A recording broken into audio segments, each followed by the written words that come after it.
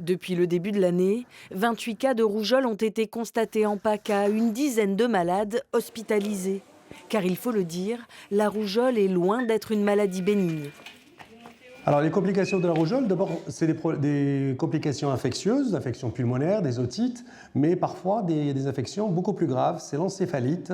Et l'encéphalite, c'est une urgence, il faut vraiment la traiter parce que ça peut, dans la majorité des cas, guérir, mais ça laisse des séquelles neurologiques. Pour être bien protégé contre la rougeole, 2 doses de vaccin sont indispensables. La population aujourd'hui qui est à risque, c'est tous les adultes nés après 1980 qui, au mieux, avaient eu une seule injection, puisqu'à l'époque, il n'y avait qu'une injection pour la rougeole, et ceux-là ne sont pas complètement couverts. En février, un cluster a été détecté dans un lycée de Marseille, 5 personnes contaminées.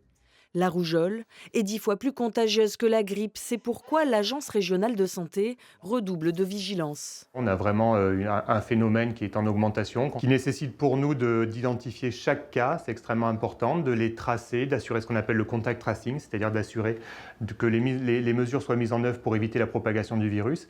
Et ça passe notamment par l'isolement des cas et aussi des mesures de vaccination ou de vérification de la vaccination pour l'ensemble des personnes qui ont été en contact avec ces cas.